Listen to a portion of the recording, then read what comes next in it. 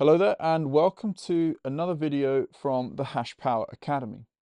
I was just drawing a few things here, and as you can see, the layers of energy commodity, energy technologies underneath, compute technology, compute commodity, blockchain technology, blockchain commodity, Bitcoin. And the interesting thing that caught my attention as I was writing it is this guy. What will the world of Bitcoin look like with nuclear fusion involved? And nuclear fusion represents a massive increase in the supply of energy available. And when Bitcoin mining deploys more compute, which consumes more energy, essentially, when the supply of energy within the Bitcoin network increases, it dilutes the amount of Bitcoin per kilowatt earned. So basically, everyone that doesn't have access to Fusion across the Bitcoin mining sector, they will, in a very short space of time, get diluted to the point of maybe unprofitable if they use any other of these other power sources and they're not already costed in. That if the amount of Bitcoin per kilowatt that you could earn just collapsed down to pennies or cents, or even sats, a very minuscule amount of sats per kilowatt, it would mean that anyone that's not using nuclear fusion, well, that's where the hyper extreme level of efficiency is on the energy side. So maybe they would have to focus on the hyper extreme aspects of compute efficiency on the other, because Bitcoin has this duopoly between energy and compute, and fusion represents a massive acceleration in the energy direction, whilst compute still remains.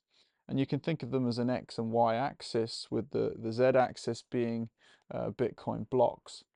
So all these other energy sources will still be important because everything related to, say, renewables is of local constraints. Where it's windy, there's wind farms. Where it's really sunny, in the middle of the desert, there's not too many people there. And where there's hydropower, there's lots of water and flowing water through terrain.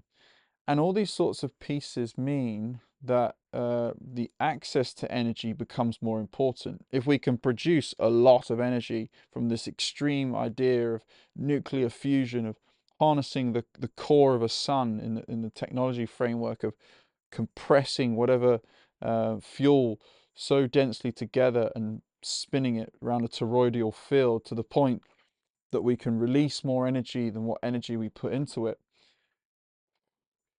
it will bring a level of energy abundance that we just truly haven't seen yet. But that energy abundance will be built through the continual infrastructure scale out of grids. And that's what Bitcoin does as well.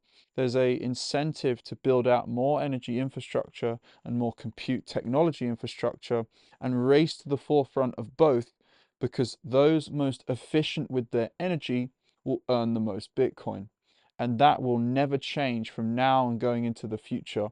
So even if we scale up to a multi-planetary species, those who are most efficient with their energy and compute technologies, the interplay of those two, that's the framework to redistribute Bitcoin to those with those resources, those producing compute power continually and scaling with the efficiency of the network. Those are the people that are going to be paid Bitcoin over time through people transacting in Bitcoin, because you pay a small fee. So that redistribution of Bitcoin slowly over time happens, where the money flows to those most efficient with their energy, because they're essentially building out more infrastructure. And efficiency is that conversion between your hardware and the energy input required. If you've got a greater efficiency, it means you're producing more of both. So there's just your supply of energy is bigger in reference to the amount of hash rate you produce, and also in reference to the amount of blocks that you earn. There's a lot to that. There's a lots of different pieces to there to the aspect of how this would work.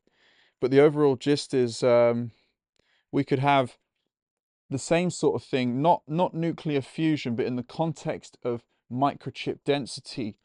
If someone invented a new form of microchip, or even the quantum computing discussion, maybe that's the nuclear fusion equivalent.